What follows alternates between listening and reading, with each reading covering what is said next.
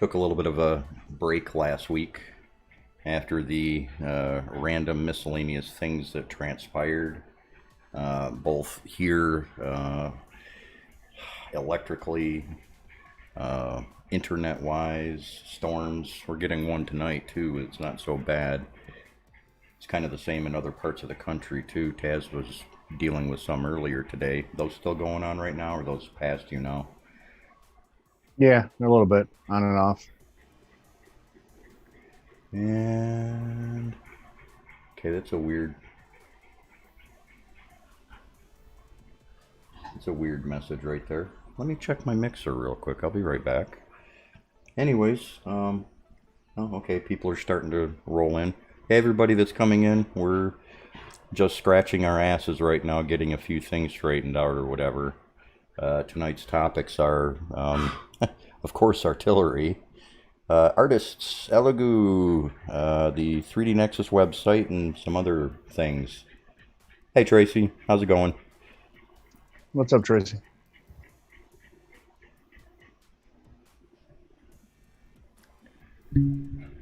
I just want to make sure that our mixer stream is doing what it's supposed to be doing. Make sure it's mixing.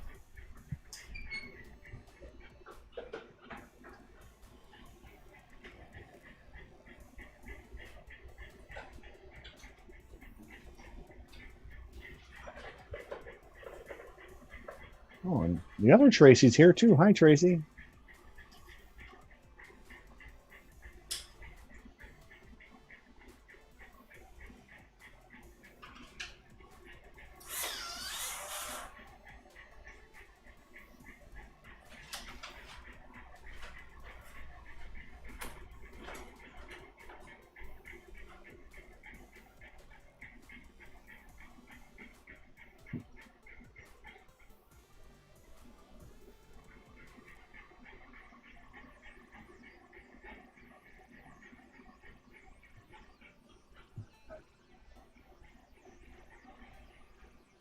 I need to check something really quick.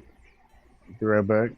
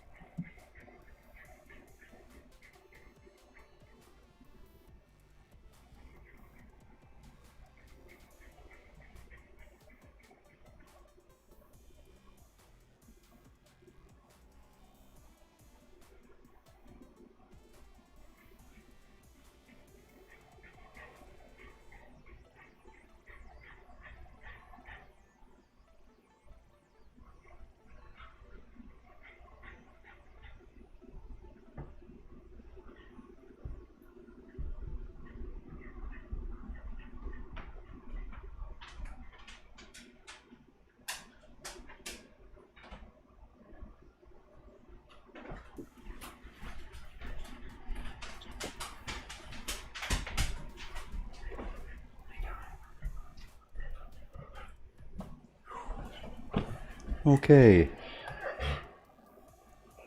I got to get a smaller building here.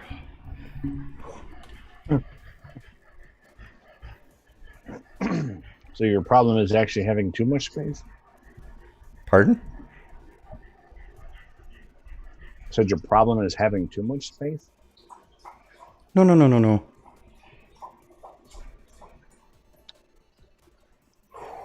There we go. No, too much space. Every time I got to do something, I got to go from one end of the building to the other. Well, that's organizational skills. That's not space.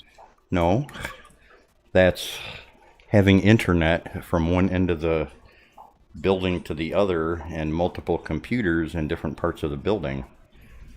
if I get off my ass and bring more of them in the offices here, I probably wouldn't have to run so much. Plus it's... So lack of planning then. No, too many computers. I got 2 more of them sitting in here, but they're doing absolutely nothing, and I got to finish setting them up. One guy, man. So... See, Tracy's here. Yeah, I saw. Okay, I didn't know if you saw her or not. I see everything, even though I don't say anything. So, I will say, you'll see on the screen there on one of the lab cams, there's a strange green and black object there. Taz knows what it is. Yep. And I will say this much. The mirrored laminate, introducing that into a closed object is not the easiest thing. What it is, it's a small version of a UV curing box. I remixed one of the community offerings out there just to have a desktop one, so I wouldn't have to go so far. The larger one that I use normally is probably about the size of the 2 artillery printers that you see sitting in the cam. And when you're just curing 1 or 2 little tiny pieces and everything, it's kind of silly just to throw it in a big huge cabinet or whatever, unless I'm doing production. So what's up, Mike? Hey, Mike. So anyways, part of this little project involved using a mirrored laminate that you have to put on the inside of this thing. And I Any particular reason why you use laminate?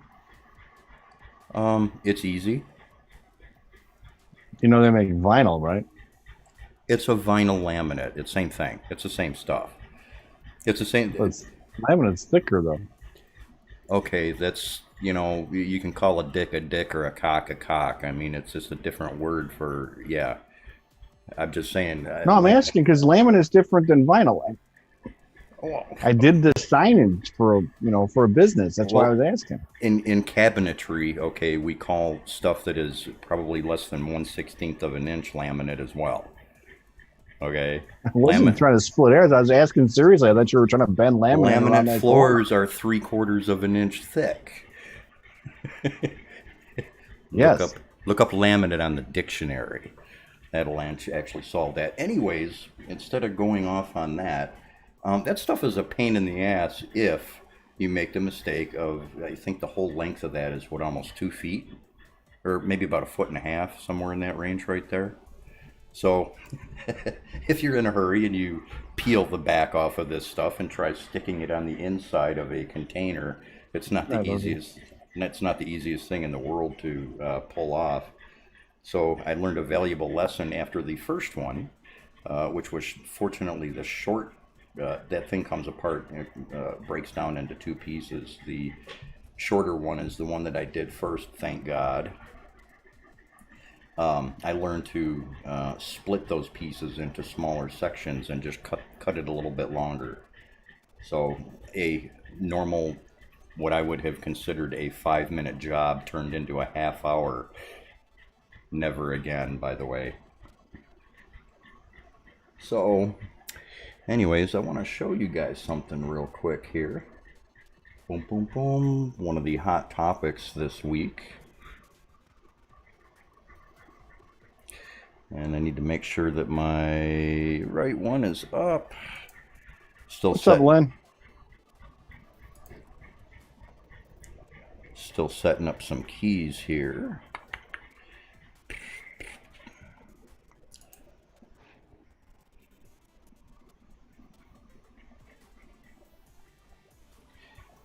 There we go, and let me bounce you all over here real quick.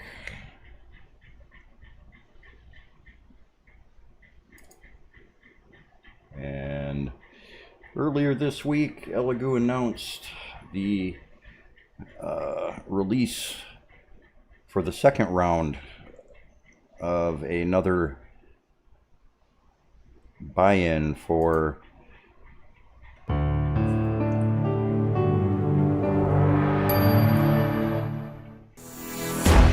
The Saturn?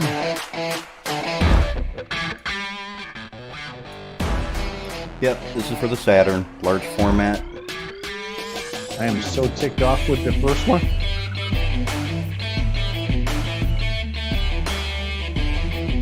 Turn the audio down for people a little bit here.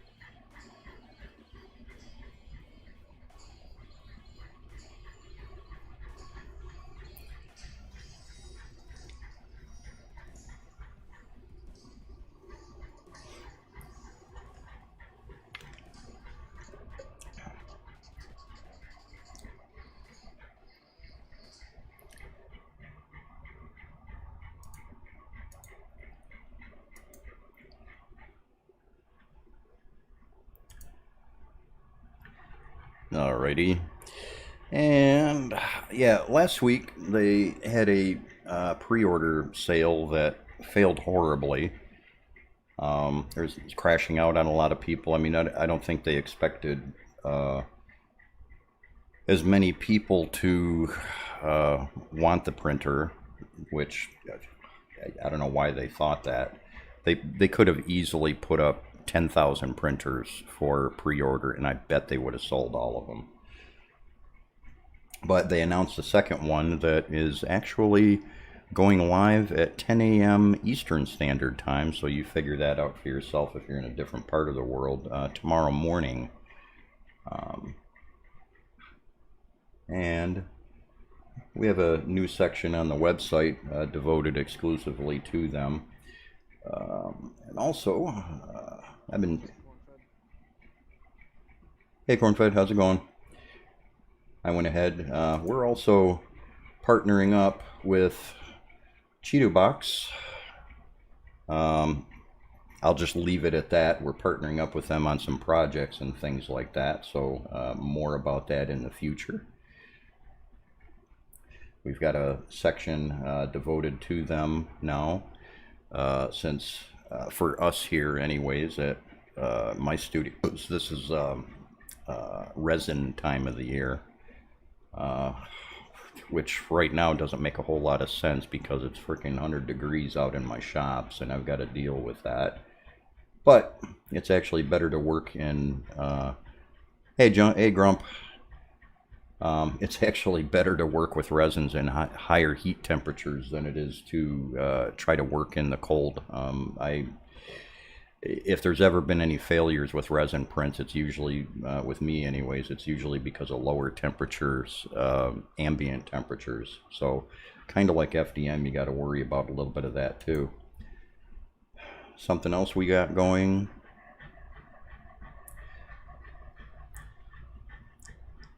I've been a patron as well as a collector from a lot of different model artists for years now. Long before there was such a thing as Patreon and everything, as well as Kickstarter.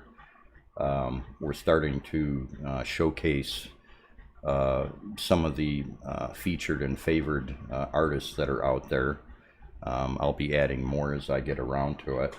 This is probably one of the more labor intensive aspects of the site, just because I want it to look and act a certain way.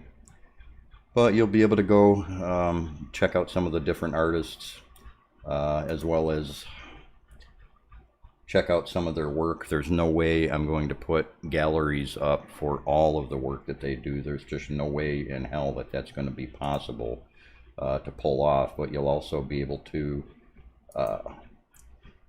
directly go to their websites, their Facebook, their Patreons, and support them if you wish.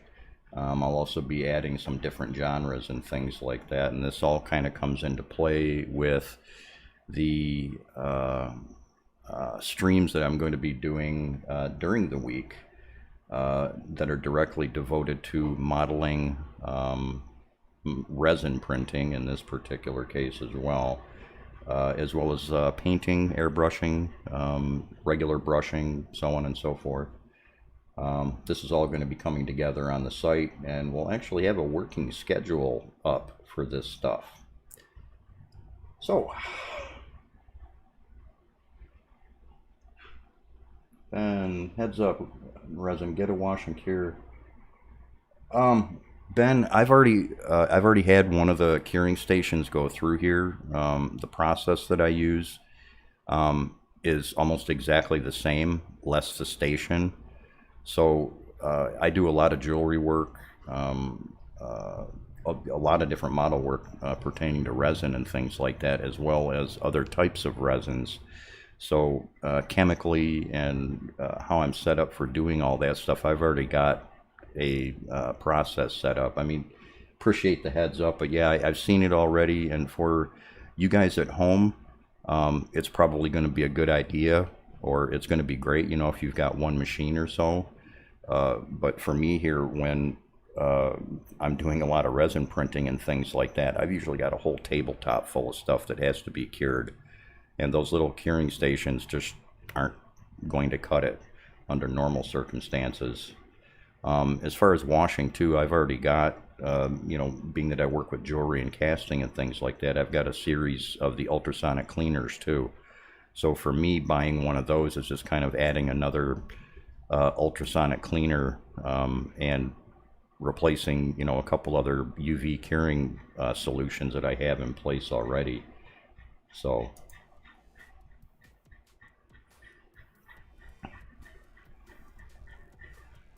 Mike, the tomorrow morning, the Saturn, the Elegoo Saturn is they're having a second early bird, if you want to call it that, or pre-release sale tomorrow morning. My time, it's 10 a.m. Eastern Standard Time. On the Nexus, I've got a direct link to their website. One of the things that they mentioned with regards to this sale going on tomorrow, you do not want to try ordering through their website. On their Facebook group, which is really silly, I haven't checked their regular website today to see if they updated it or not. For now, they were just directing the Facebook people to a specific link for ordering, which is in effect their store that is not on their website. That was the message I got earlier today. So I'll see if I can get that link pulled up for you guys real quick here. That way you can just go directly to it instead of fucking around.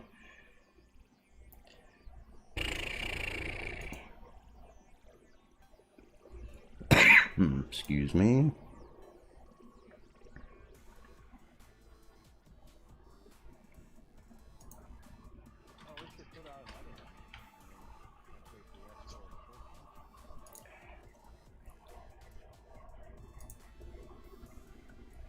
Yeah, I don't think they were ready for, you know, I don't think that they realized that, I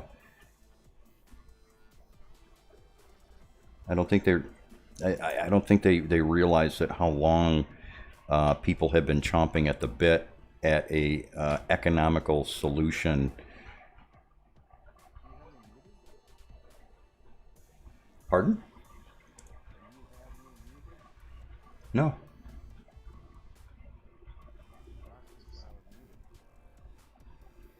No, I hear you fine, and everything's going through.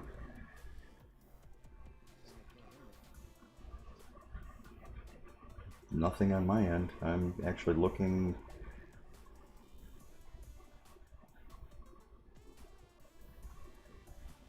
Yeah, all the audio's up.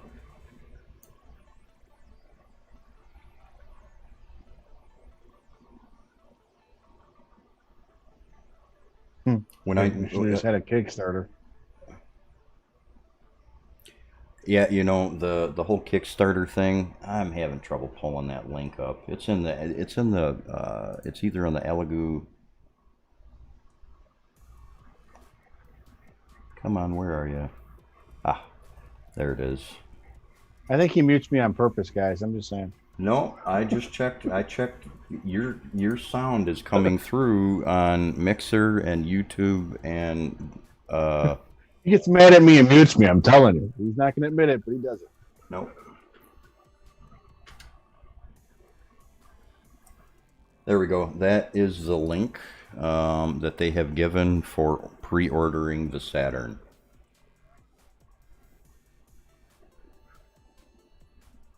So they got a different link now? Damn it. Okay, you're gonna make me get up and watch again.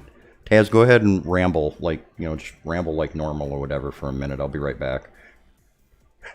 So I can check your audio on the stream. Just want to make sure that it's not one of our peeps out there. Why it would not be working?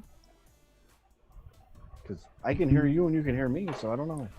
Like normal. It isn't me. I'm telling you, it's not me. I think just since they heard that I have to run a few hundred feet from one end of the building to the other just to check shit, that they're wanting me to do that. He says they can hear us now, so it's okay. You don't have to run. Maybe it just bottomed out when you switch screens.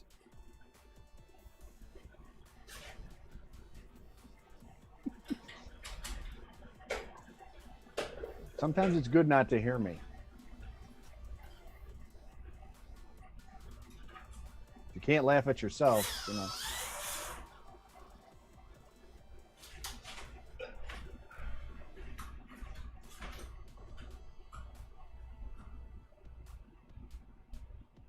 But yeah, I tried getting a Saturn and it didn't work out. I had the pre-order. I was actually right as it went in my cart, and I hit PayPal, and then all of a sudden it said nope. Then I was like, okay, well, I hit the pre-order. Got that in my cart. Nope. I'm like, man.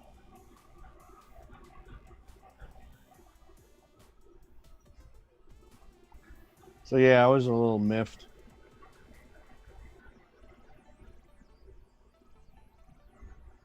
I tried. I failed miserably. Is what it is.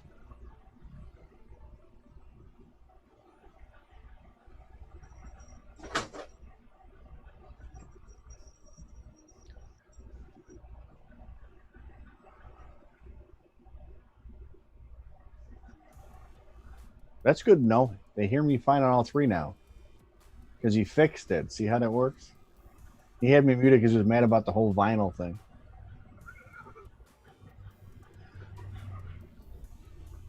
That's how he gets even with me. He plays with my mic.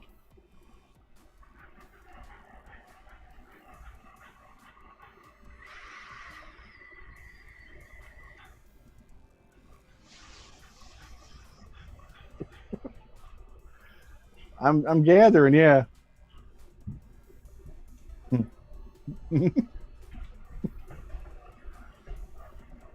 Oh, I don't know. But I've been playing with the resin printer for a little bit. I've been having a good time with it. I think I've had 2 failures the whole time, which is actually, I should knock on some wood. I've been pretty lucky.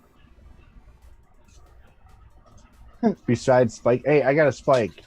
Oh, that's not good. Oh. That's a tragedy happening on a printer. I hear it.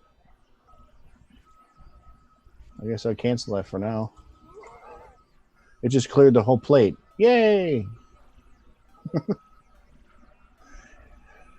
Print failures are an option. I guess I didn't have it stuck down good enough. Whoops.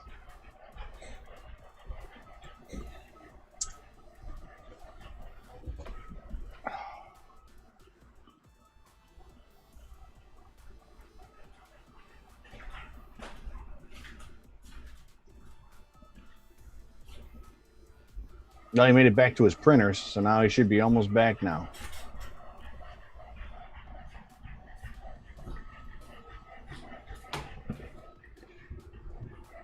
Ugh. It's no fun when a print goes south. Yeah, there's been a lot of guys having trouble with getting their layers down, and I want to say it's the humidity, and I don't think guys understand. Humidity does some funny things, and it gets frustrating. So you have to remember, watch your temperatures, and it's a good idea to actually have, you know, a humidity gauge around your printers and a temperature gauge to figure out. I mean, you get your ambient temps off your machine, but it's always good to have a backup, see what the temps are in your room, because a lot of times that's what's causing you problems. Just in case inquiring minds want to know.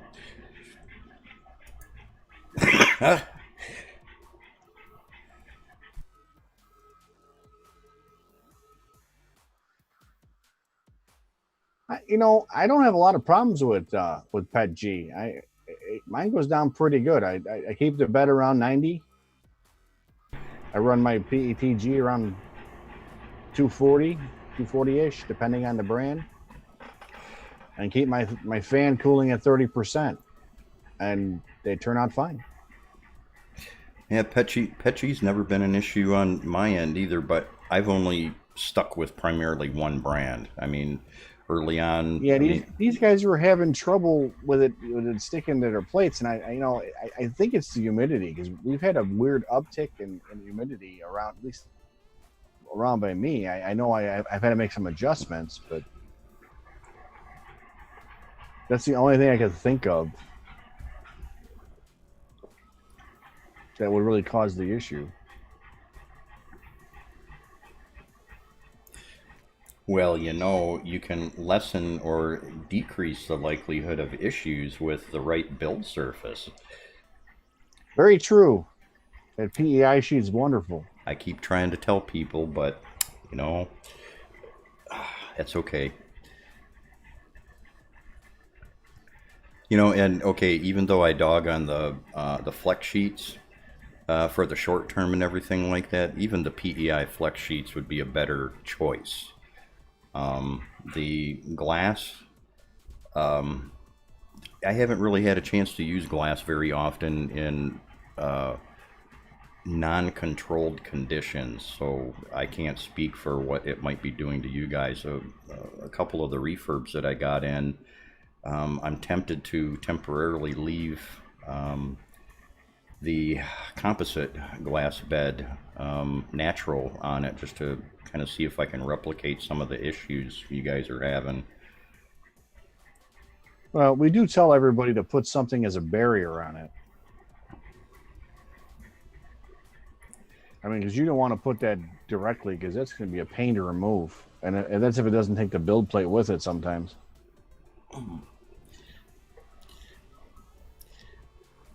Yeah, Mike, pro mods, intelligent mods, creature comforts, things that make things a little bit easier. There are probably going to be different classifications. We, have some unnecessary crap. We've got stuff that just doesn't do anything. There's things that maybe in your own mind do something for you, and if they do, that's fine. It's just that the thing I can't understand is why all the grief is out there when somebody says, I don't have to use anything. That's when a lot of the controversy comes up. People think that, well, this does this and this does this and this. If it works for you, that's fine. Go ahead and do it. But the thing that I get grumpy about and pissed off is when people get militant over not needing anything. It's almost like, somebody's trying to tell you that you can't get your printer working, or, you're just not doing something right. And in some cases, that's true. Sorry, that's the hard truth of it. But in some cases, your conditions may be a little bit different too. As I pointed out before, my son has printers in Hawaii. It is humid all the time. it's really humid all the time, and it's a real challenge there unless you've got central air or air conditioning, to kind of drop the humidity down. If you just in, straight ambient temperatures there and everything like that, 3D printing is a nightmare, so that's something to take into consideration. You may have to do something different. Again, like I said, there's nothing wrong with that.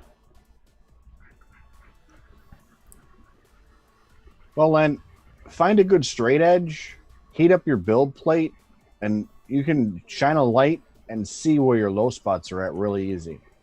It makes it easier than trying to like hunt and peck and figure out where your low spots are at. Run a true straight edge across your plate I don't mind. at temperature and shine the light. You'll see where them low spots are at. So it's a really quick way of figuring it out. And obviously go a couple directions and make sure, because you can kind of zero in where the low points are at. Yeah, Grumpy, I've spent a little bit of time in Arizona. I love the temperature and the climate there and everything like that, but Those summers are rough. yeah, My parents live there, so yeah, when it starts hitting 3 digits on a regular basis, it worked out well being a night person because it wasn't bad at night. But during the daytime, man, you couldn't touch anything. I was like, ooh. It's like when you inadvertently bump your nozzle on your bed. yeah. It's like, wow, that's hot. Well, I've heard it said that the Grand Canyon is just the Earth's skin being dry and cracked from being baked. Yeah. So, Hey, last time I was there, I stayed in the presidential suite. It was pretty impressive.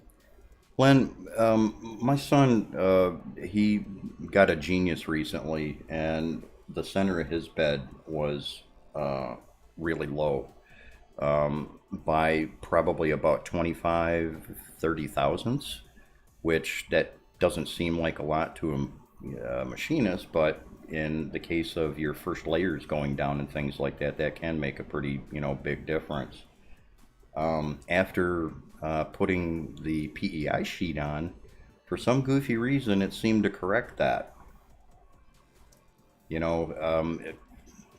Magic, voodoo, whatever. I'm not saying that it will, but case point, he also dropped on the mesh bed leveling with the advanced firmware. I talked about that on a previous stream. He didn't have me to walk him through it or anything like that, and he just followed the directions and put it on, set it up, and it's been working fine ever since. So maybe in the next 25, 30, 50, or 100 years, we'll be able to teleport your printers. Well, wait a minute. We probably won't be using printers by then. We'll actually be able to just create things with our mind. So screw that idea. That was already going to go off track in a short amount of time. I was going to say, wouldn't we have a replicator by then? You just press a button or say what you want. Yeah.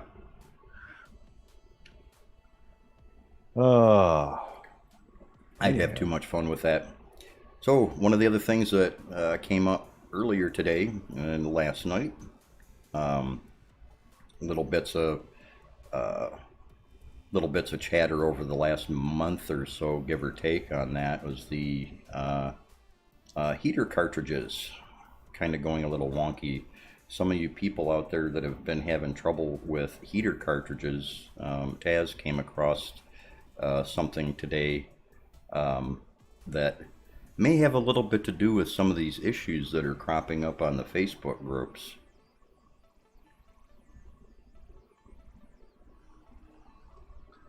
Yeah, pretty much. I ordered from Filament these guys. Now, keep in mind, there's no markings that tell you anything about these. Putting them on a multimeter, this one comes out to 32.6 ohms.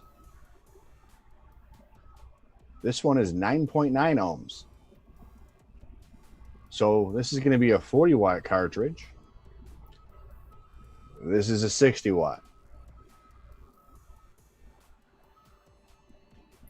Nothing on there that indicates what they are at all whatsoever. So keep that in mind to check these before you put them on your machine. And what that can do, if you think about it, just kind of do the mental math, the mental logic, and everything like that. Put a 12-volt heater cartridge on a machine that is expecting to send 24 volts to it.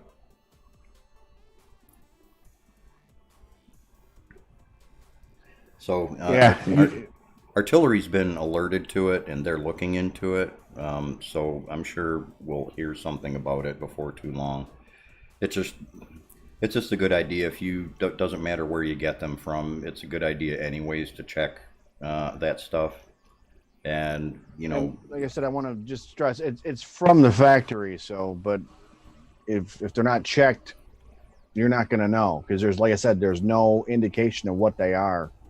So keep it in mind, and definitely don't use a 12-volt one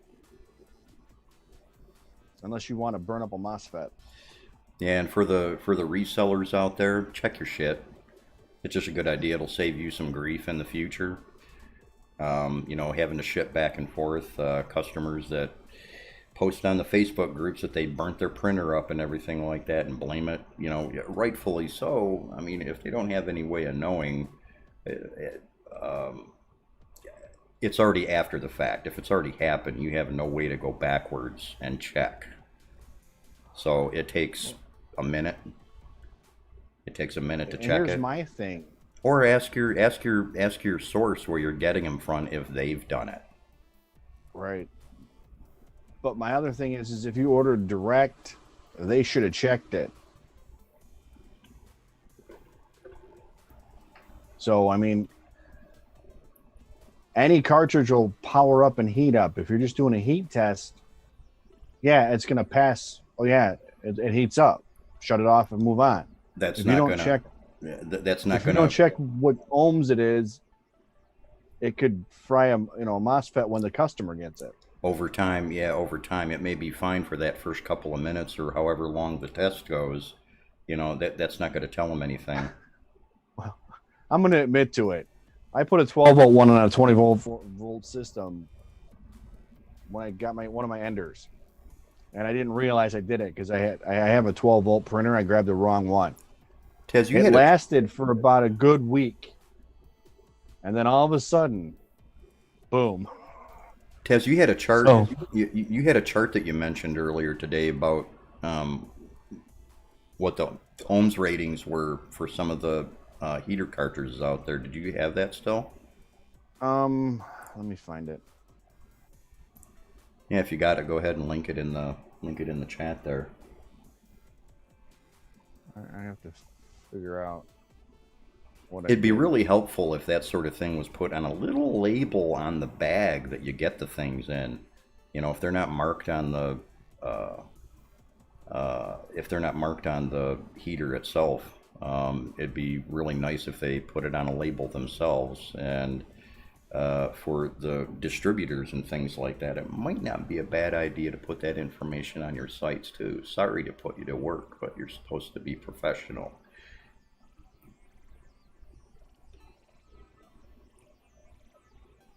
I mean,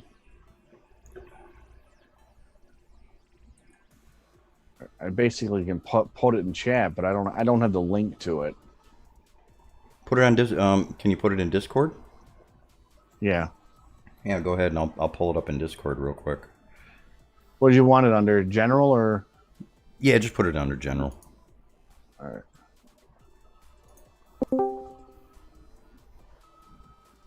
But it makes a huge difference. I mean, I just don't want to see anybody, because you pop a MOSFET, now you either replace the board or you have to learn how to solder in a little tiny MOSFET, which can be challenging for someone who doesn't solder a lot. But yeah, it's on Discord now, so... Yeah, it's right at the bottom of the screen here, too. I'll leave it up for a minute or two for people to check it out real quick there. So your 12-volt 30-watt is 5 to 6 ohms. Your 12-volt 40-watt is 3 to 4 ohms. 24 volt 30 watts should be 19 to 24 ohms, and then 24 volt 40 watt should be 9 to 12 ohms. The one that I have is supposed to be a 60 ohm and 60 watt, and it's registering at 32, 33 ohms, right around there.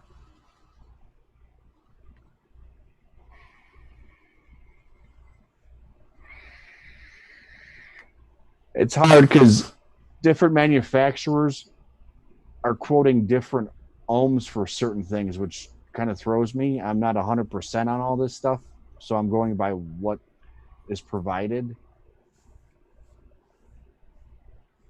I mean, honestly, the math on that is really complicated.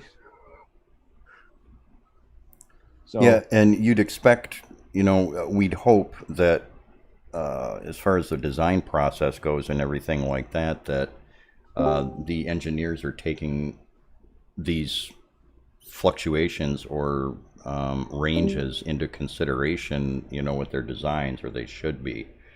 Hopefully, right.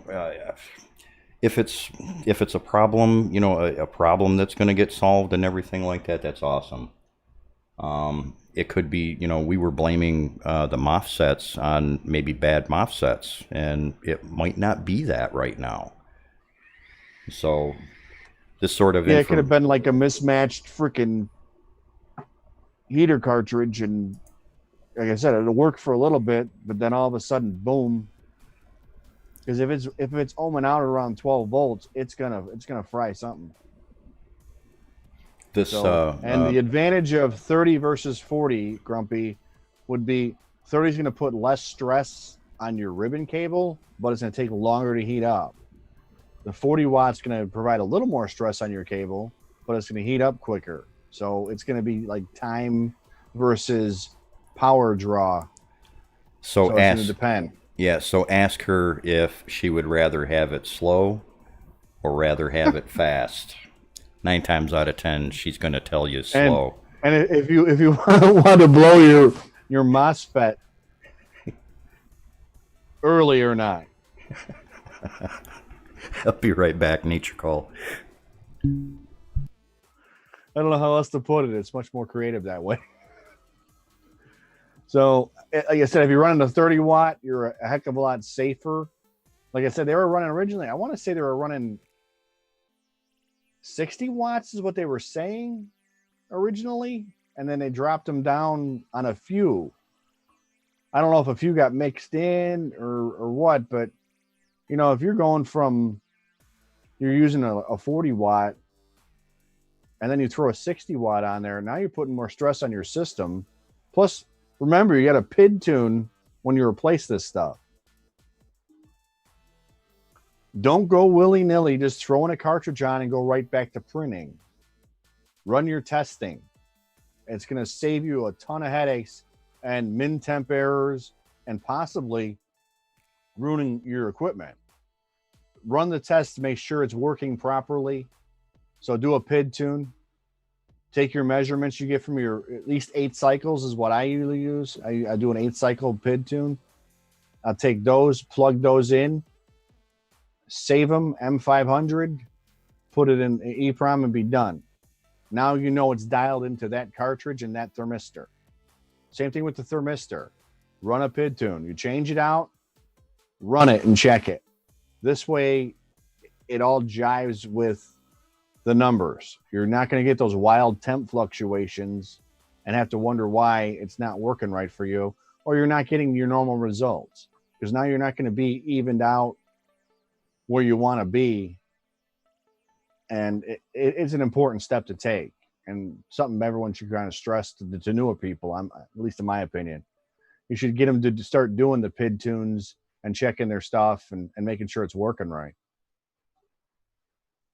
Because it's far less work to do that than to try and fix something that you broke because you didn't check. Don't ask me how I know.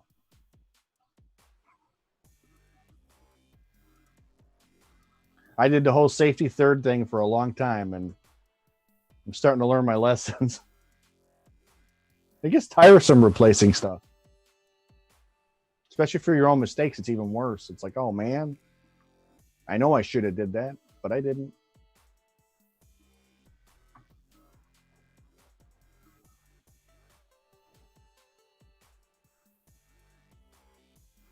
But we had a guy on Discord today who's had a brand new cartridge, and when he ohm checked it, it was 008.8.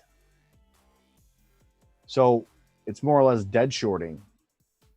So he couldn't figure out why it wasn't, because he was running actual measurements on the voltage coming through. He's like, as soon as I plug it in and kick the heat on, I get nothing. It cuts all the voltage. So the only thing I can fathom is that it's dead shorting and not really GoFundMe for a new mic.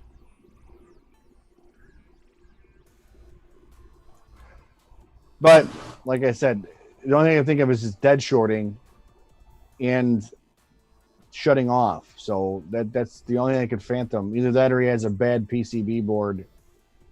So it's either heater cartridge or the board on that side, because he's getting power without it. So See a question by Mark Schipple asked a little while ago. Did you catch that, Taz, while I was which one was that? downloaded the firmware? He said the mesh bed leveling isn't working. That's okay. I'll hit it anyways. No, I didn't catch that one. Sorry. Yeah, it's okay. Yeah, I just caught it myself. I was going back through the other chat while I'm making my way back to the studio. Chances are the mesh bed leveling is working. The question is, how are you using it? When you flashed the firmware, did you do a factory reset first? A lot of people tend to forget that, and I should probably make it in 3 times bigger red letters on the instructions at the end. I mean, yeah, that's one of the things you got to do first. And a lot of people are misunderstanding the usage of it after they've installed it and set it. They have a tendency to go in there and right away they'll notice on that same screen that there is also a baby stepping option. The baby stepping isn't meant to be used if you set your mesh. A lot of people, they'll go ahead and they'll do the mesh bed leveling, they'll get it all set up, and they'll start laying down a first layer, and it's like, oh, I want to squeak it up just a little bit tighter. And they'll go ahead and hit the baby stepping. Well, what that command does is it resets the mesh.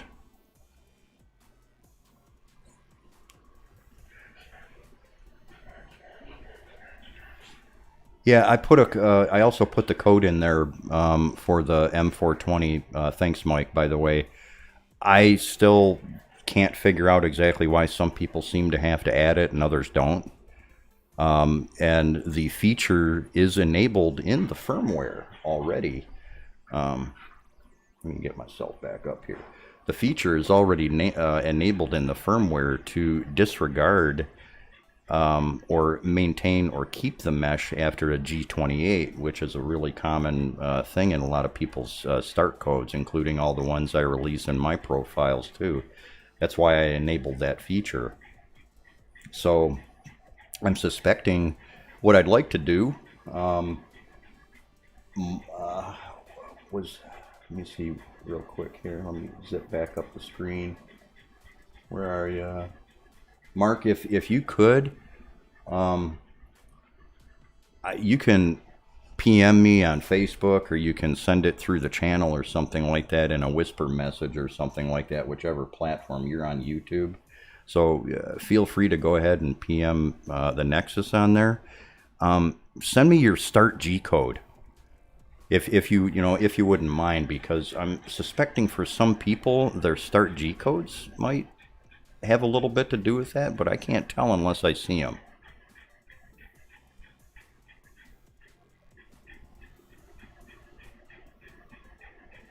No, Mark, the guy that was saying that the mesh bed leveling wasn't working for him.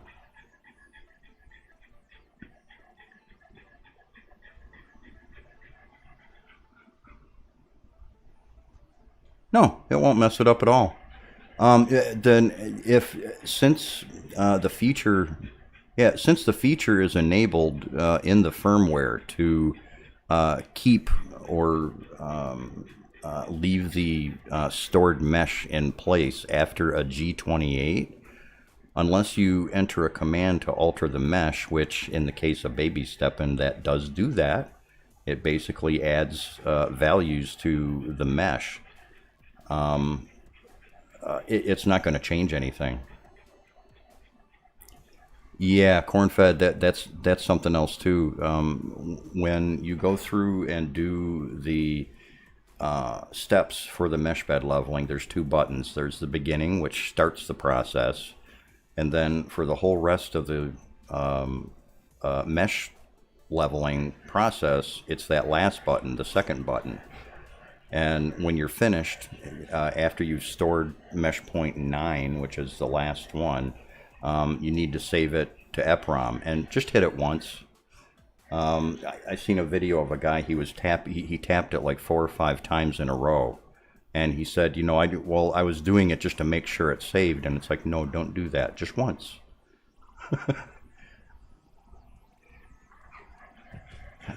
Yeah, Roxas, we have the ability, the GUI firmware isn't very flexible, and not all buttons allow you to.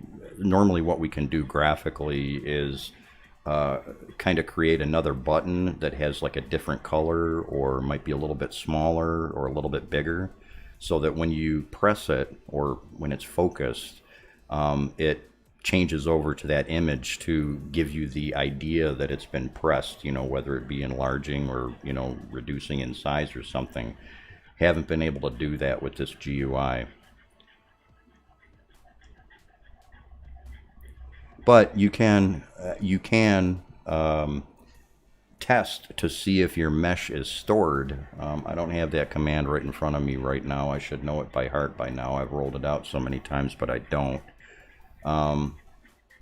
If somebody else has it handy, they can throw it up in chat. You can run a command at your console, and it'll actually give you the breakdown of all of your stored mesh points and what those values are. And all you got to do is look at that, and if those values are there, if they're anything other than 0, 0, 0 all the way across the board, your mesh is stored and it's working.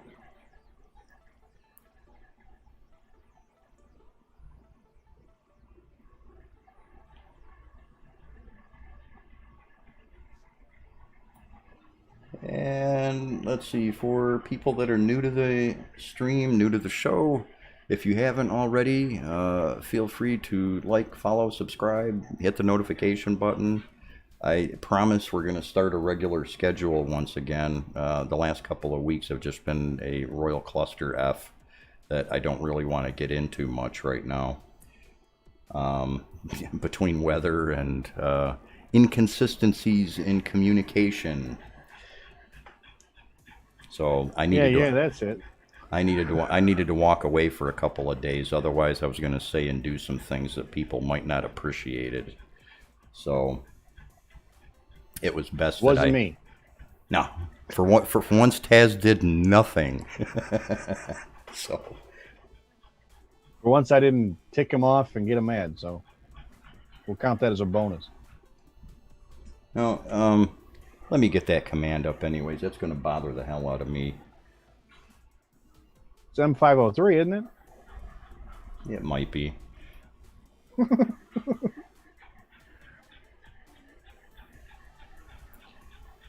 Ding, ding, ding. Y'all know me. I'm anal retentive about double and triple checking things. That's why About everything? Yes. That's why I never get any fucking sleep.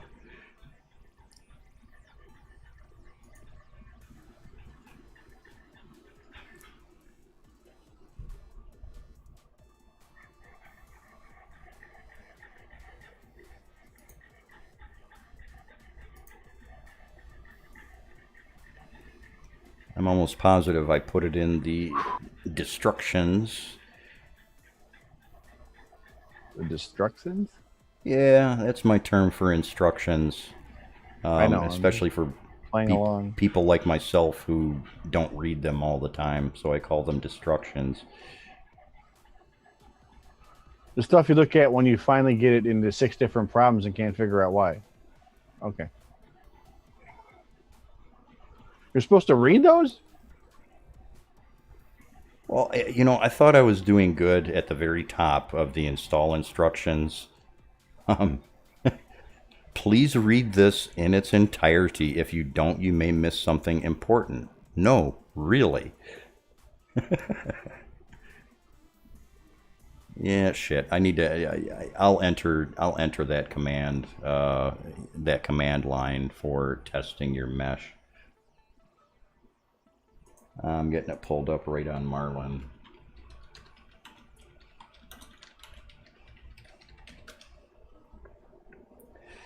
Boom, boom, boom, boom, boom.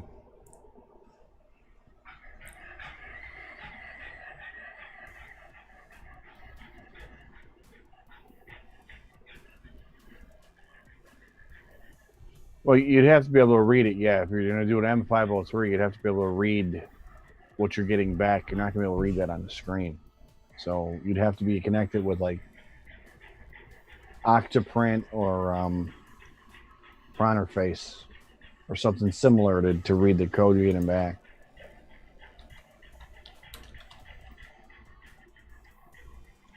That command that you enter at the console is G29S0. That will give you a display of your stored mesh.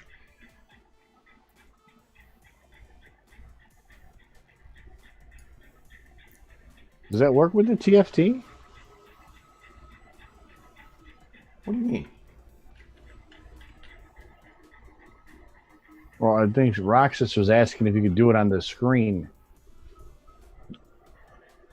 No, because the screen doesn't have enough characters, right? Yeah, it doesn't have any way to display that.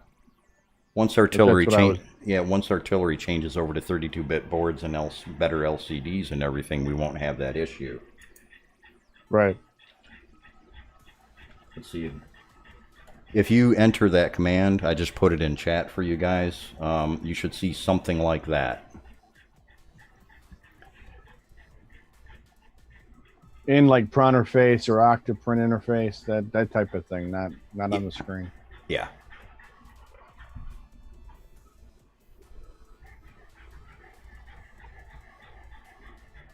Yeah, and if that's duplicating,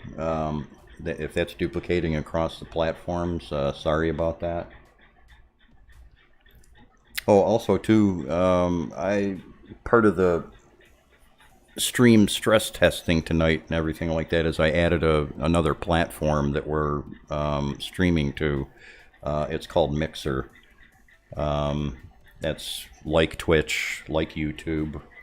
Has some nifty features and things like that.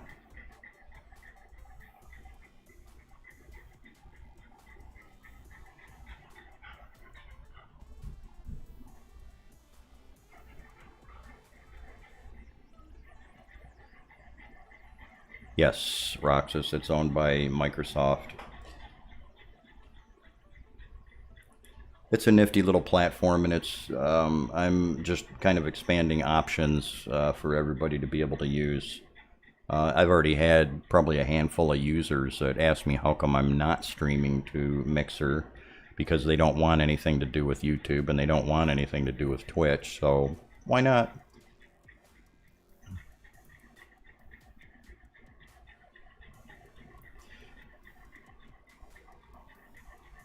Yeah, Taz, if you want to Google that for corn-fed and throw that up in the chat, that'd be cool. Yeah, corn-fed, I'd love to be able to let everybody post links in the chat, but that's just not a good idea.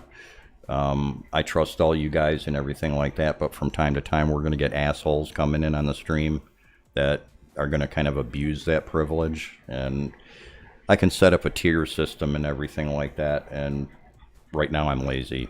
So Are we talking about the Octoprint plugin, or are we talking about the other one?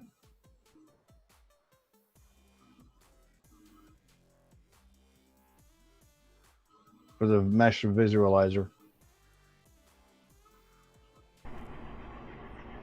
there's one I haven't heard in a long time, IRC.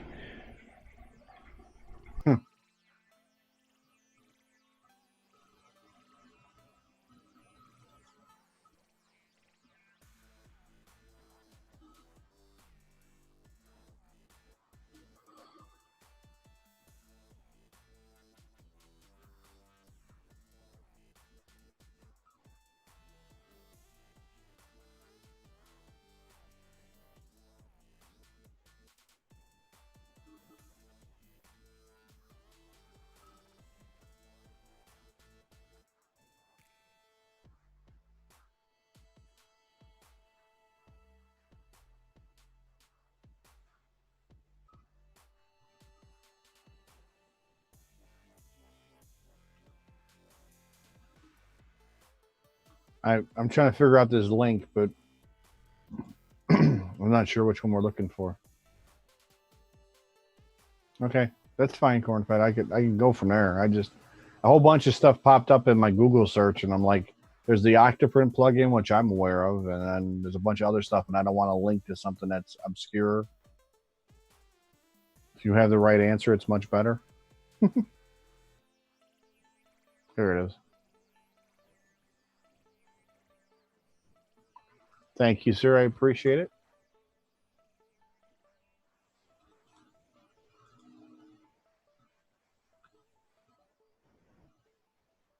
Sometimes Taz is slow. What happens? Like my mic, I fade in and out.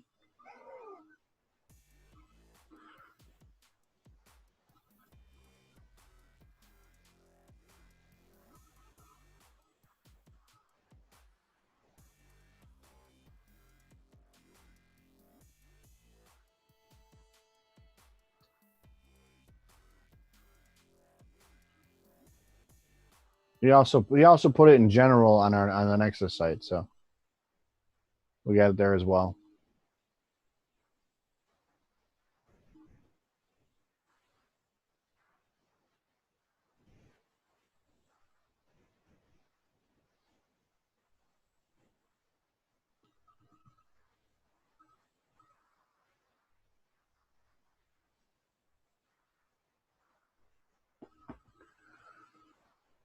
Yeah, I got my stuff turned off for notifications on the Discord when we're doing the live stream, so I didn't see your chat. Sorry about that. Too many monitors, so little time.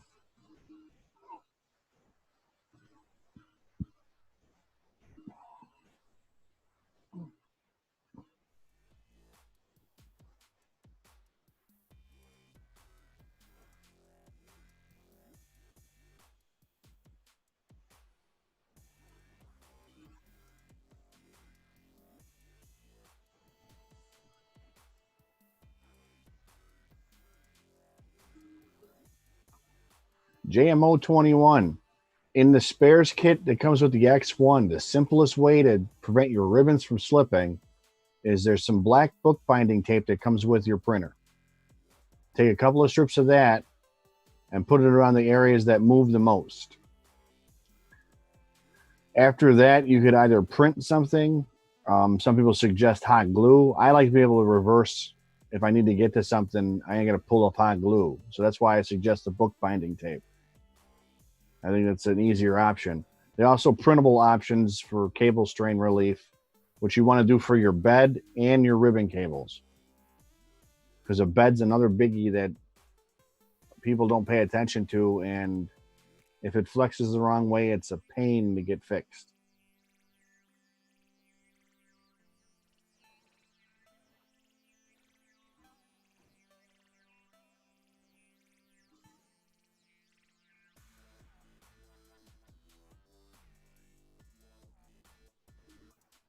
I wish they'd put the ribbon locks back on, because both my printers have ribbon locks.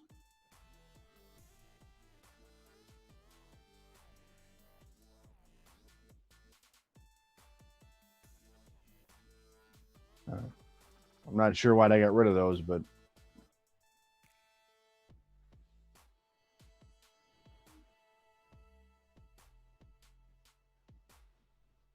I don't think it was a cost-cutting decision. I think people are having trouble because those of us that worked with a lot of other printers and CNC machines and stuff have used ribbon locks. Some people don't understand the concept because these were the ones that slid up and down.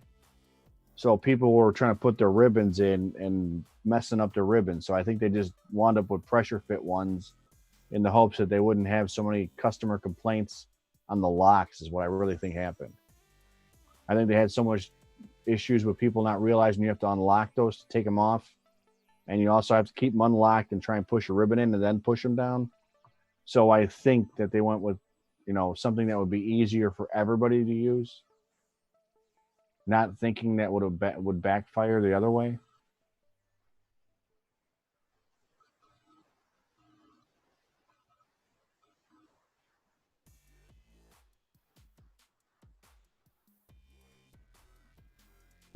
Oh, it would probably help if I had my mic on, wouldn't it? Yeah, it would. Yeah. You're on screen too, it'd be good. Yeah, well, I'm in the other room right now, so. People think I talk to a coffee cup, If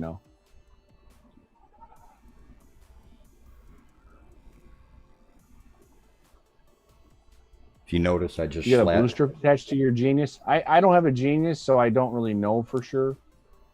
The only thing I know for sure about is mainly the heat break was changed to the Kraken style, and then they started doing that with the X1 now too. So be mindful if you do get a new X1 and you're thinking about upgrading your heat break, make sure to see if you have a threaded one or a Kraken unthreaded one that uses rub screws. There's a real simple way to see. You just take your actual fan off and your heat sink, and if there's 2 screws where your hot end's at, you have a Kraken style heat break. If you don't have those screws, it's a screw in.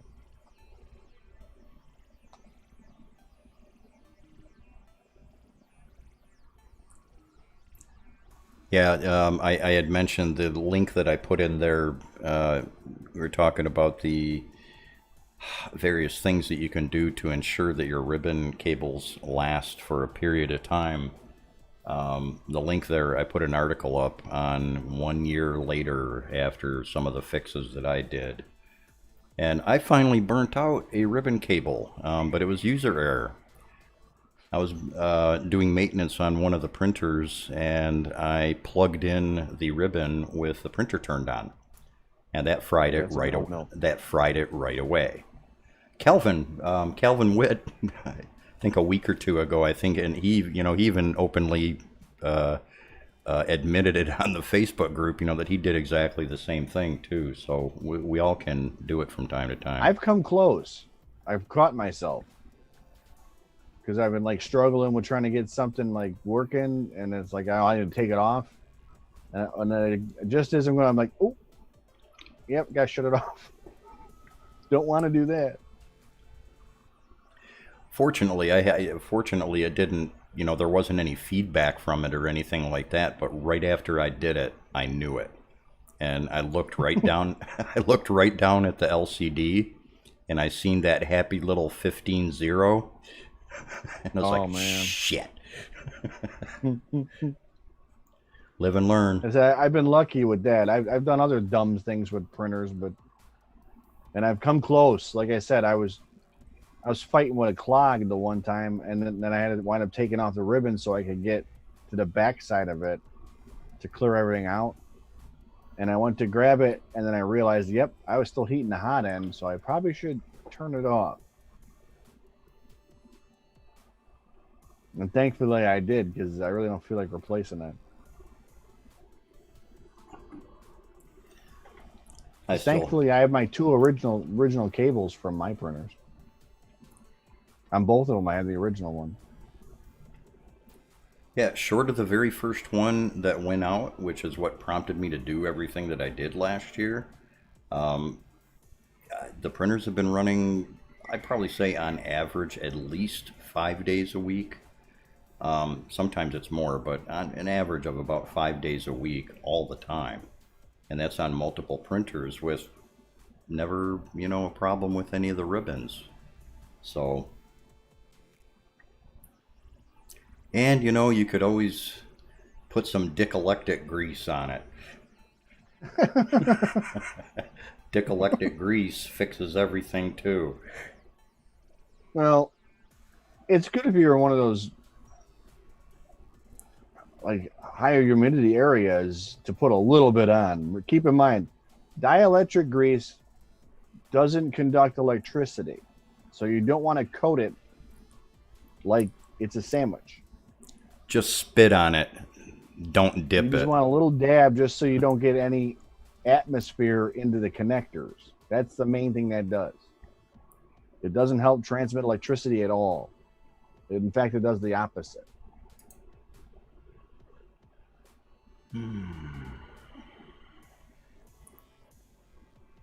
Sure, I'll see a failed print.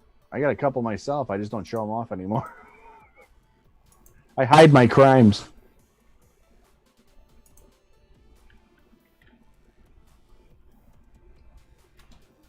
And I got one that's giving me trouble today that I got to try and fix. I don't know what's going on. I'm getting weird layer lines all of a sudden.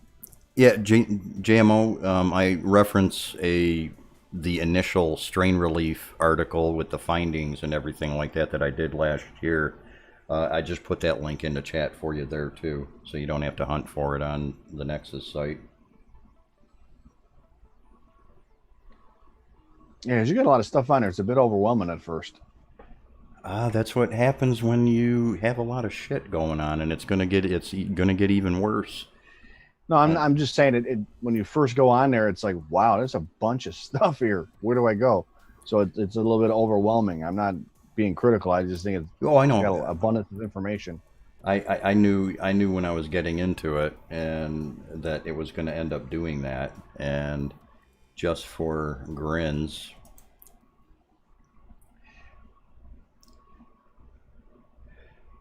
So what, you lose a support on that, or what happened? I kind of thought that was supposed to be that way.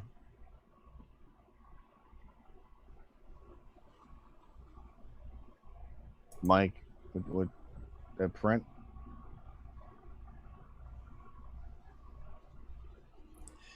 Yeah, I've never had, when I've done maintenance and things like that, I've never had, you don't, with the hot glue, you don't have to encapsulate the connection like the printer manufacturers have a tendency to do on their boards. You mean you don't fire hose it? It's just a little bead, that's all it takes. I think that guy that's putting the glue on's got stock in the hot glue. I would went all over on some of these. I would, and I've seen enough of the printers now. I stopped. It's well over 100 that I've had come through here. I stopped enjoying opening up the cases to see how much glue I was going to have to deal with when just doing diagnostics and things like that. I would rather. What are you going to do? They're trying to do their best to ensure that during shipping and everything like that the connections stay in place. And we just kind of need to tell them that, yeah, maybe a that's little dab will do you. Yeah. Just a little dot works. The worst ones the worst ones I ever had to deal with were the ones on the stepper drivers. It's like, why? I had hot glue down in the connectors. They went hog wild with it, and I was so pissed off because I couldn't find. There's a little lifting tool that you can get for those. And even after cracking it loose and everything like that, I was like, what in the fuck why is this doing this? Finally, I had one take off the entire freaking outside case for the axis. Yeah, the black housing part. Well, yeah, and it was like, I had softened it and everything. I pulled it on because it felt loose, but I guess there was more under there, and I pulled it, and the whole thing came out. I'm like, what the hell? Why? You don't need that much glue. I mean, I know they drop these things from pallets sometimes, but geez, the glue ain't gonna help it anyways.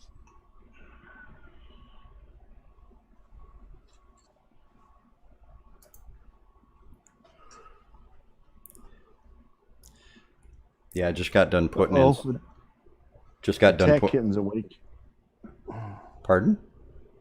My attack kitten's awake. Oh, meow. Every time you mention that, every time you mention the little kitten you got there and everything, it reminds me of that George Carlin skit about cats and dogs. Meow.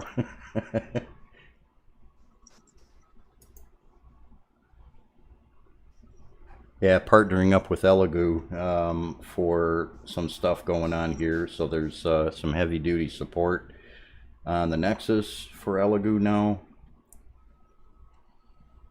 And going to be expanding the modeling section to also include I'm kind of excited about that.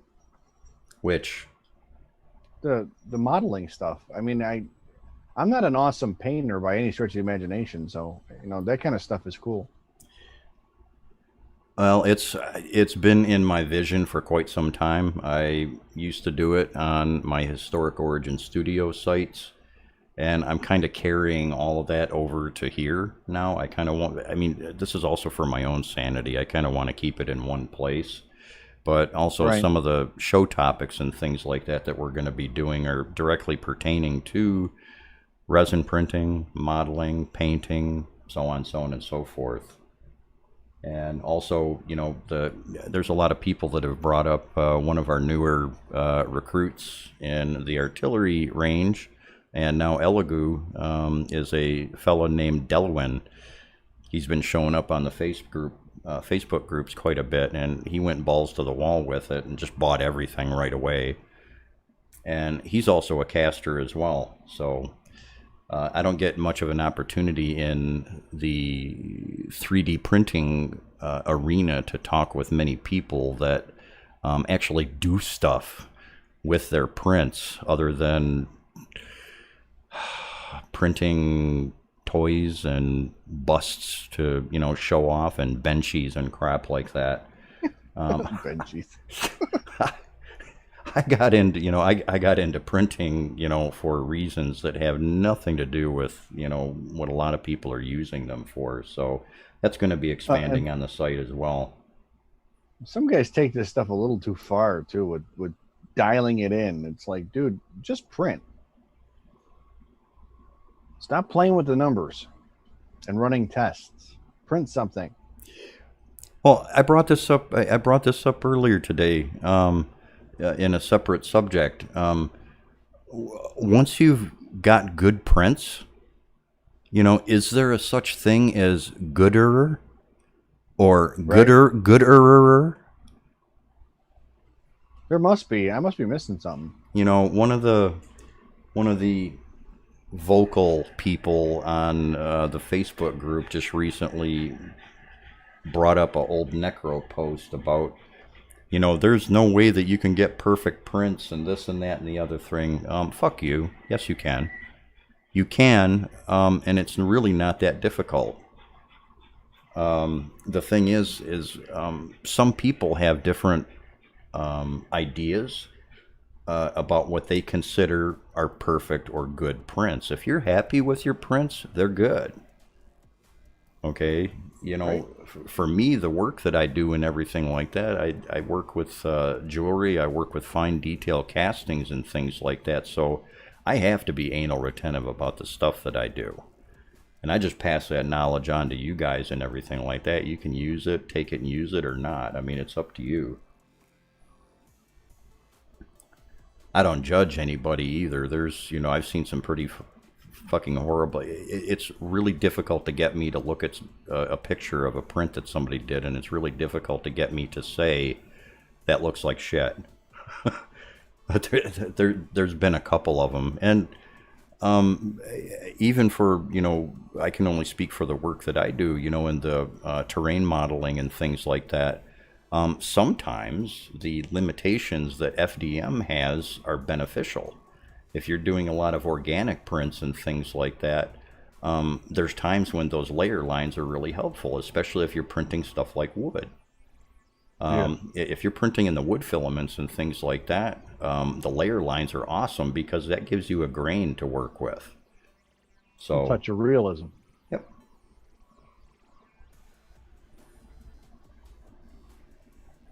69 BIOS, okay. Just like any other 3D printer. And this is something else too that I can't figure out, and I really don't have a whole lot of interest in pursuing it, for my, for myself, outside of myself. If I make a model that's, say, a cube, just say a simple cube, like a 40 millimeter cube. It's 40 millimeters in, take your pick of modeling programs, 3D Builder, Tinkercad, Fusion 360, whatever. It's a 40 millimeter cube. You print it, and if it comes out 40 millimeters and it's like really damn close, and we're talking like within, tenths or even hundredths of a millimeter, it's accurate. Some of these guys that are somehow managing to, say, print that same 40 millimeter cube, and they're getting stuff that is off so far. I wish I knew what they were doing or what they're not doing. I haven't had any trouble, and it doesn't matter which printer, going all the way back to the early Prusa's. I hate to mention the name, even the A-Nets, the Wanhaus, which, I was kind of entrenched deep with that company for, 3 years plus. Some of the other ones that are out there, the TiVos, the Anycubics, and even some of the newer ones that I've had rolling through here and played with, as well as some of the clones of the clones. I haven't had any trouble getting dimensional accuracy, and maybe, who knows, it's like, is it my slicer settings? Is it how I'm assembling the printers? And hey JMO, thanks for following. That's about what I feel like right now.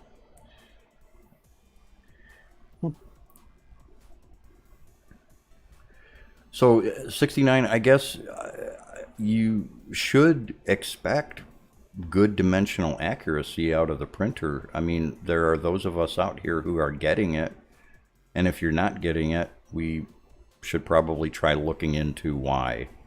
Especially if your results are different than everybody else's out there. The other thing you got to keep in mind is you have to kind of slice towards your goal. So you need to figure out what your line width's going to wind up being to get the proper dimensional accuracy. So, I mean, if you're off and you're trying to get it dialed in, you got to figure out your layer width and where that plays into it, because you got to realize it's not drawing a straight, easy line. It's going to draw a line that you tell it to draw, and it's going to give you the width and the size you're telling it in the slicer. So that's another thing you have to keep in mind when you're slicing your dimensionally accurate print. You have to figure in how many walls you put in, how many layer lines you put in, and the actual accommodate for that specific setup. So, if you're using a 0.4 nozzle, are you doing a 0.6, or a 0.8, you're gonna have to figure out how much more filaments getting extruded onto that line to make the adjustment in your sizing. So, hey Cornfed, if you have an opportunity, if you're there and you're on that Discord channel, if you want to throw a link up in it, or Taz, if you want to throw a link up, an invite link, go ahead and do that for him in the chat. Or shoot it over to Taz and he'll put it up in the chat. I just got my WeChat ping real quick here. I'll be right back. That might be artillery with some information about some of the stuff we were talking about earlier. I got it. Let me solve this right here. I trust you, Cornfed. Let me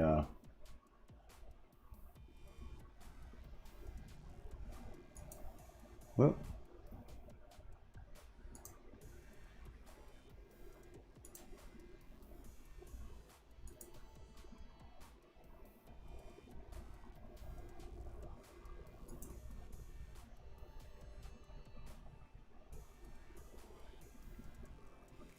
Cornfed, I modded you on the stream now, so you should be able to post links.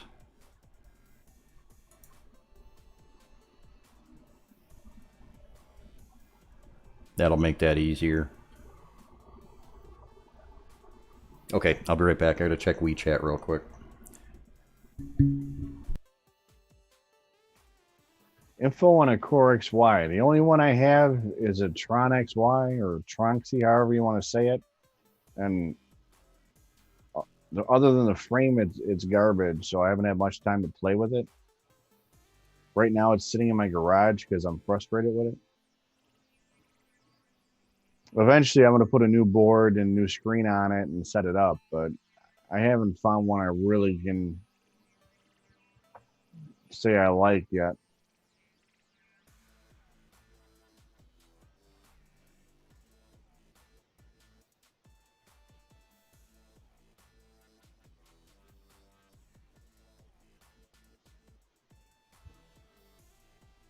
There you go. You put the artillery Discord up there too. Good. So that's where you can go for like live talks when you're having trouble and we're not on and you can't seem to get any responses wherever you're going. You can go on the artillery one and someone's usually there to help you out or answer a question for you. I spend a lot of time monitoring it, so you can get direct answers that way just by joining up.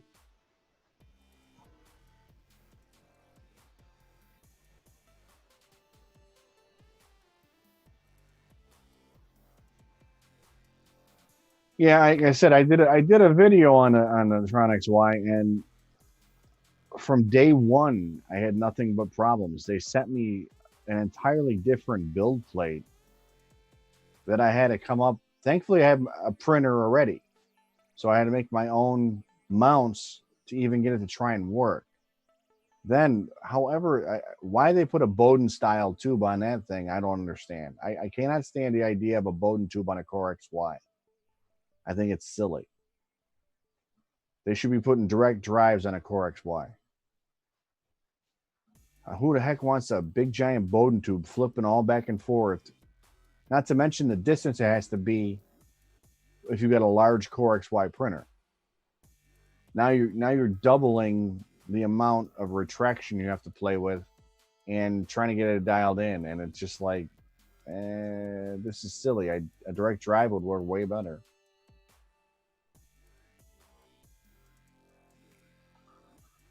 So I get frustrated when I see like when like Creality makes them and everybody else and they're making them Bowden style. Would you stop making a Bowden system for something like that, especially something like that? Yeah, granted, the Ender 3s, the Ender 3 Pros are great starter printers, and they're Bowden systems, but a direct drive is far more valuable for most of the stuff that we try and do all the time. Hey, baby.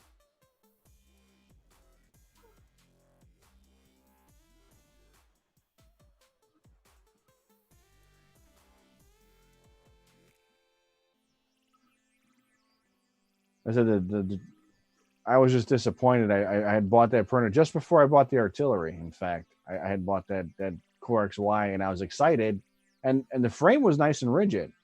The bed was completely useless, and it wasn't even what they were showing in their advertisement when I got it. I got the 400, the X5 ST 400.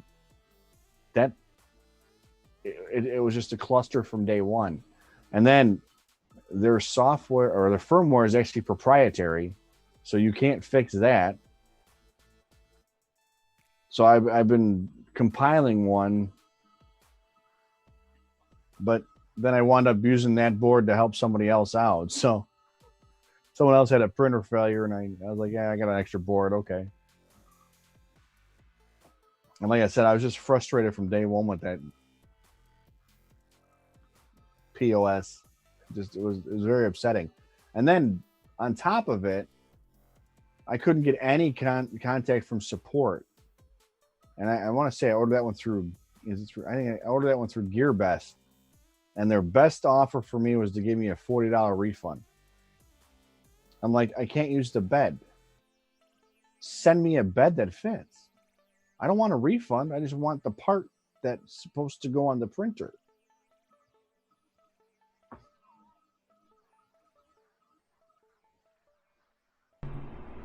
So yeah, I had nothing but a hard time with that one. And then by that time, I had fell into the artilleries. So it's like, I like the artillery.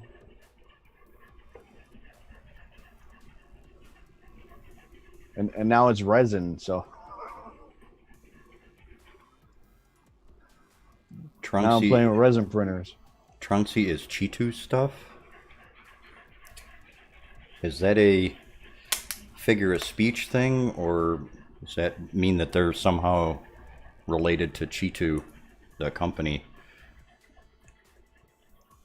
I think you're saying cheap. Oh, stuff. Cheeto boards. Okay, all right. Yeah, I get that. Yeah, that's something else too. We're hooking up.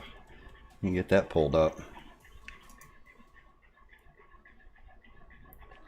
Yeah, the firmware was proprietary, so you couldn't change it. You couldn't make any adjustments. Because and they're using on the one that I got, they were using a Creality hot end, more or less. It was just a copy. It was a poor copy, in fact. And it was just a nightmare. I couldn't get nothing adjusted to dial in the giant long Bowden tube that they came with that dumb machine. Yeah, just on the subject of Cheeto, there's going to be some pretty cool stuff coming up that I really can't say too much about right now, and I really want to because I'm like giddy like a schoolgirl right now over some of it. But there's going to be some interesting stuff directly related to the CBD company who basically produces the Cheeto box software, as well as the boards and stuff like that. More on that in some upcoming streams before too long. But yeah, we've got, I'm expanding this area too on the Nexus. There's going to be some full support for both Cheeto Box Pro, which is due to come out very soon, as well as some really interesting stuff going on with the board sets that they're producing, both for resin and otherwise. So even though I've been lazy about getting streams up and everything over the last week or two here, I've been really busy working my ass off in the background, getting some of these other projects going for everybody.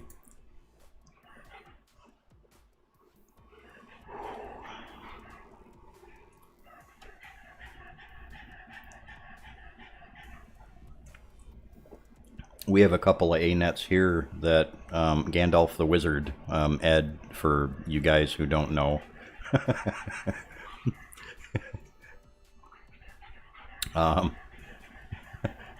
He started out with a A-net and a couple of the other ones. Great man, there we go. We're gonna have to do a stream poll or something like that for a nickname for him.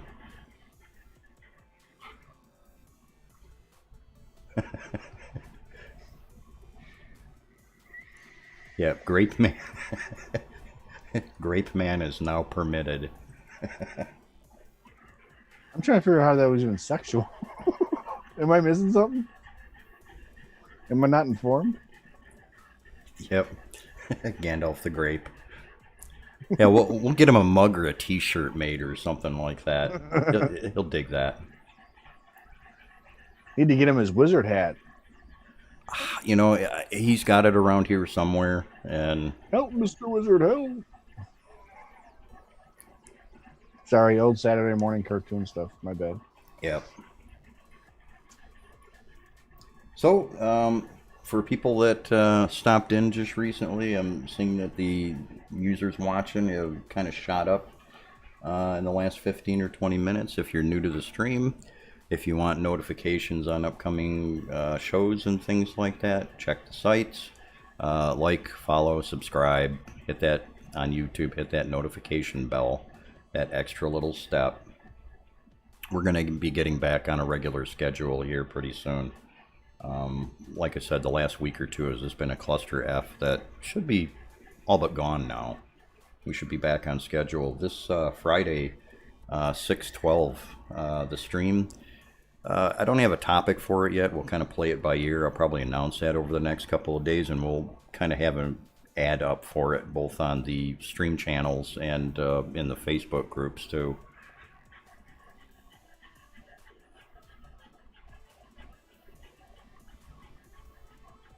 Thou shalt not print. Yeah, no doubt.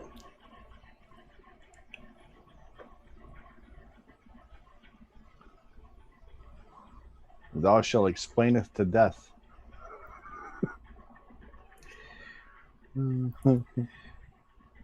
Yeah, well, he was. I mean, he's about 100, 150 feet away from me right now, over in his section of the building here, and I thought about seeing if he wanted to hop on the stream tonight and everything like that. But in different parts of the building here, we're in an old historical building, and like we have AC in the offices and the living loft area and everything like that, but out in the shop areas, the temperature's been cranking up to like 95, 100 degrees.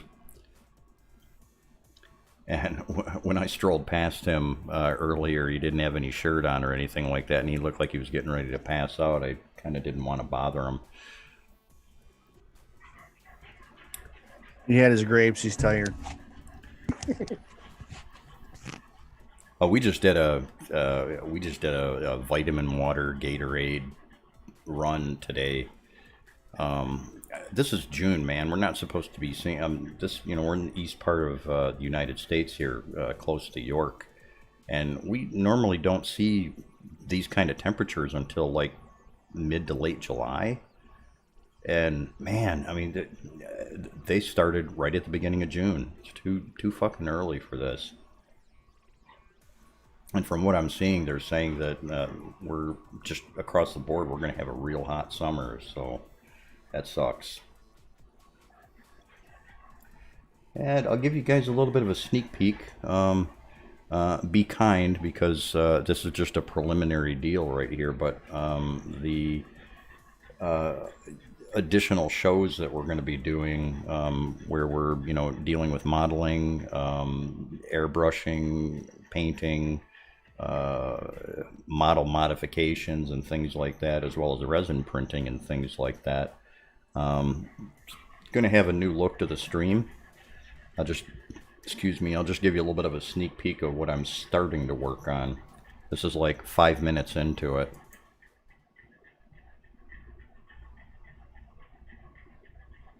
And there's no cameras up in this screen or anything like that, but I'm kind of looking to go for a feel like that. I'll probably have a couple of different ones set up and let you guys go through and pick what you like and what's interesting for you.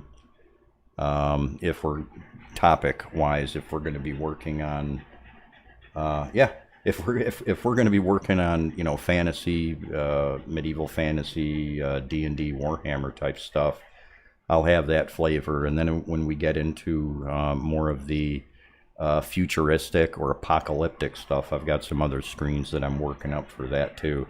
It's got to look nice for me too. So,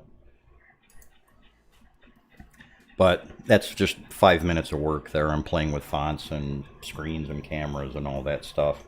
I just got a chance to start working on that stuff today finally. So anyways,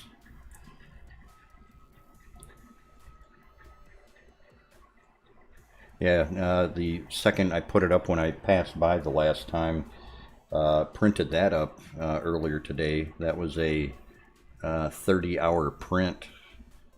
The model that you see on the left machine right there is printing up on one of the other machines, and it just finished a little while ago.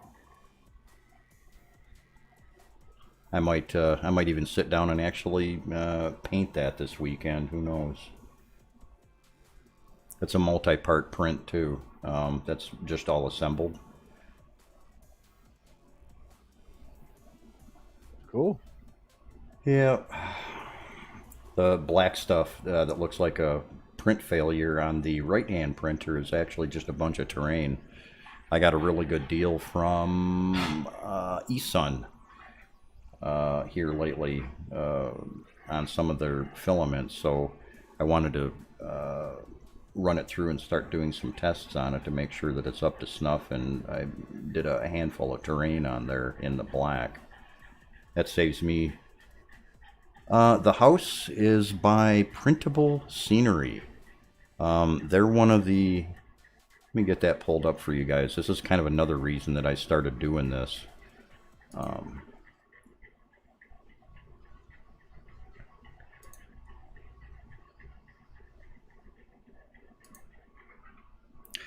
On the Nexus website, they're one of the featured companies.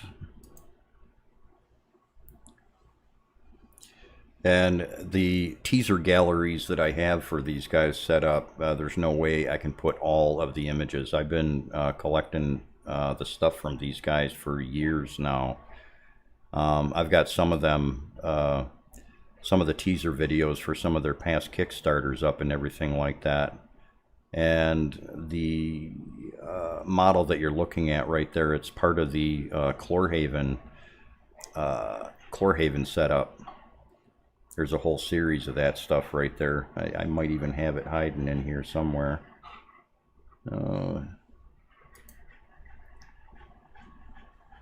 Nope. That's the other one that I printed. I've got that one printed up today too.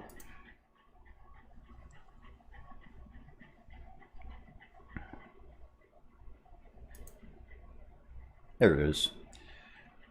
That's one part. That's one part of the print that you're looking at there, I believe.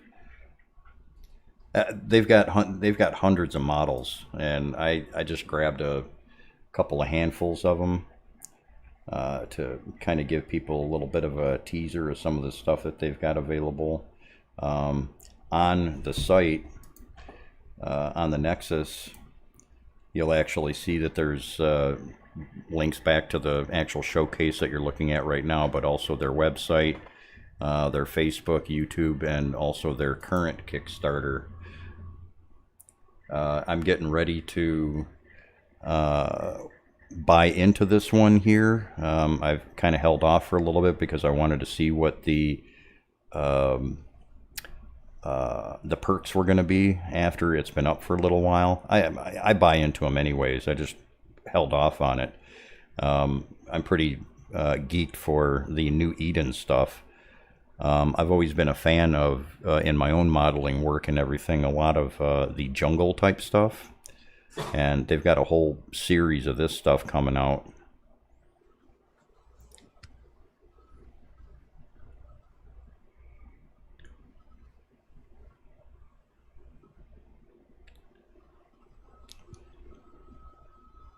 And this is where it's really important. You know, if you have your printer dialed in and everything like that, you can almost get resin quality out of these prints. You're just going to be printing a bit slower, but it can be done, and that's kind of what we're here for, is to kind of show some of you people how to do that.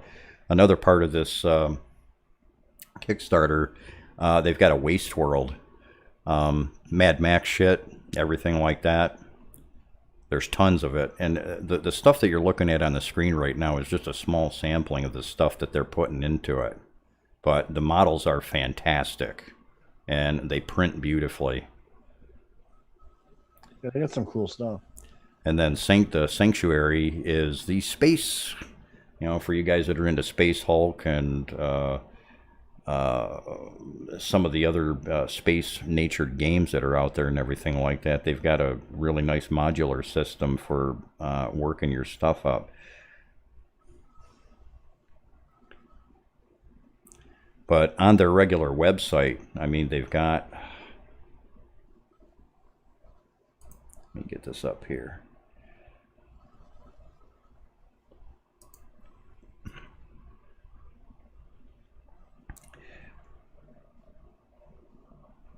Let me get this pulled up here.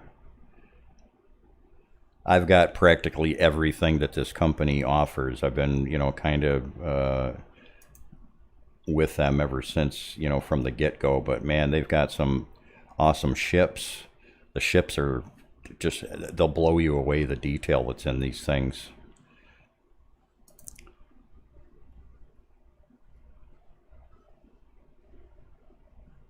Some of them take a little bit of work to print and put together, but man, they're worth it. And back in the 80s when I got into this stuff, I worked with Rel Partha, and for old people who recognize that name, that was one of the leading producers of the lead and later tin miniatures and figurines that you used to be able to go to the hobby store and buy. I, collected that stuff and been in that stuff and painted that stuff for years. I even taught it for a little while at a couple of the hobby shops. But it isn't just fantasy stuff that they've got. They've got, early Americas, World War II stuff, if you're into that stuff. It just goes on, and it's just crazy. I mean, you could remortgage your house for a lot of the stuff that they offer. And they have, they've always, all of these have been Kickstarters. And their Kickstarters are always massively successful. That's kind of another reason why they're one of my favorite producers out there. And I'm going to be featuring a lot of their stuff during the streams when I'm doing the painting and stuff like that, just because the models are so damn good. Winterdale. Check the site out. The links on the Nexus website in the artist section right there. Check them out. And if you are into supporting them and you want to get a hold of the models and things like that, go ahead and dive into it. I may in the future buy into the rights to sell prints. I'm really not into that as a commercial endeavor. I mean, they're pretty happy with, like, if you're a member of a gaming group or something like that, they're totally fine with, you printing things, for your buddies and things like that. Or in the case of some of the things we're going to be doing on the streams, and it's not just this companies, there's other companies. I'm going to be printing up models and doing giveaways for printed models. So that's all stuff I got planned for the future with this. So we'll be having some polls and getting some ideas from you guys for stuff you'd like to see, because like I said, I've bought into just about all of this stuff. So it's going to be what your guys' interests, are going to be and what they're going to lead to with some of this stuff. So you'll get blown away. Just a few that I got put up. Each one of these that I put in here takes probably an hour or two to code into the website. It's just not an easy thing the way I've got it set up. Check out some of the showcases for these guys. They'll blow you away. And a lot of them are on Patreon too. So Duncan's an old buddy that kind of got his start with Patreon back in my early Wanhao D7 days. I did a lot of heavy duty promoting for him and everything, and man, he's just got, I'd like to say, thousands of models, everything from your medieval fantasy stuff to my God, the guy blows me away with his ability to capture lifelike detail, especially with things like dinosaurs. My kid's into dinosaurs, so he was all over this stuff.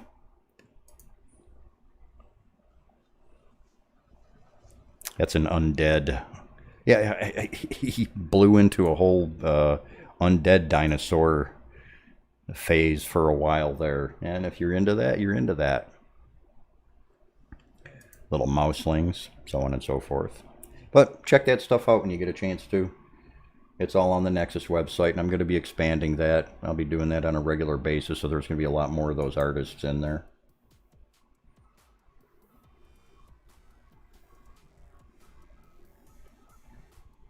Oh. Your mic went out, Taz, and I didn't have anything to do with it.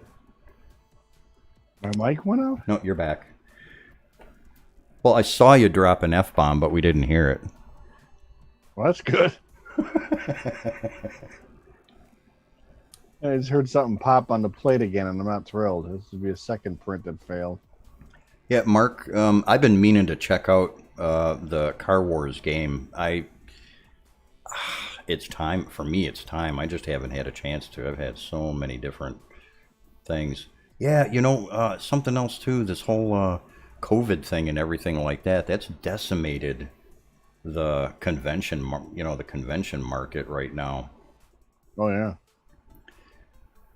And I see, Mark, you know Rail Parthas. You know about those old models and everything like that. I've got a lot of those models too. And how I got my first introduction into metal casting when I was a kid was from an artist who did a number of those models. He worked for Rail Partha, and that's kind of what got my foot in the door with hanging around these guys and learning about metal casting, production-wise, centrifugal spin casting, and I actually opened up a business and have been doing that for the last 30, 40 years. 32, 33 years. So it's still a lucrative market too. So folks, we're just about at that 2 hour mark. This really wasn't meant to be like a massive 4 or 5 hour stream like our normal Friday stream was. Stress testing the mixer addition to our platform that we're streaming to, and just shoot the shit with you guys and see what's going on. You guys got anything you want to go through for the last maybe 5 or 10 minutes? Taz, you got anything? I think we covered all the stuff we were talking about. So Yep. Last chance if you guys got any questions about anything.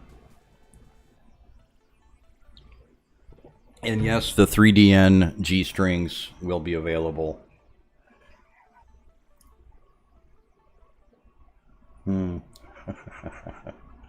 can always get a Taz shirt or a mouse pad or a coffee cup. Yeah, anytime they're 69. Let's see, where is that at? Let me get this pulled up here.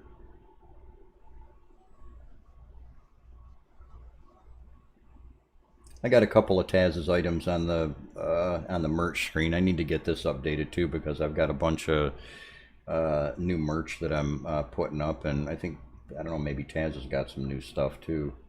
We're gonna have a better screen for kind of showing some of that stuff off, and periodically the link has been popping up for everybody from the bots in the chat.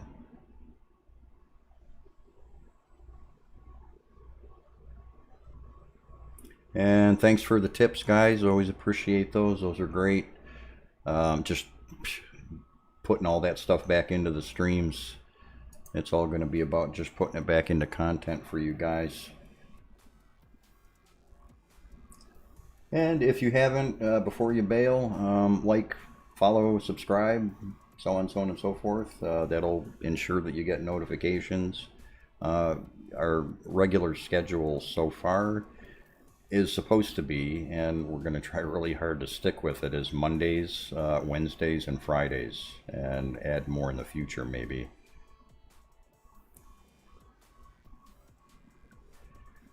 Yeah, a lot to learn, Len, and glad you're here with us. We're glad we can follow you on your journey too. Just remember, guys, there's no such thing as a stupid question. There are dumbass questions, but usually it's me asking those. So otherwise, there's no such thing as a stupid question. And you bring it out in the open during the streams and things like that, and everybody will be able to benefit from it. Appreciate everybody showing up. If you got any suggestions for the website or the streams, shoot them through. You guys have all of the different ways of getting in touch with us and everything like that, and we'll go from there. Appreciate you guys showing up. Topic. You're looking for a specific topic, we're more than willing to talk about something that you need help with. Or Sure. You know, if I can answer it, I'm sure he can. Bless you. Yeah, I sneezed my coffee cup right back onto the screen there. Wow. Well, I didn't want to blow snot all over the camera or anything like that. That would be a great way to end the stream. So, guys, No. keep watching for the pre-advertisement for the stream this coming Friday. It'll be our normal long-ass stream, and then a after-hours club afterwards, so we can really rip into people and have way too much fun. We'll go from there. Appreciate you guys showing up. Thanks for watching, guys. See ya.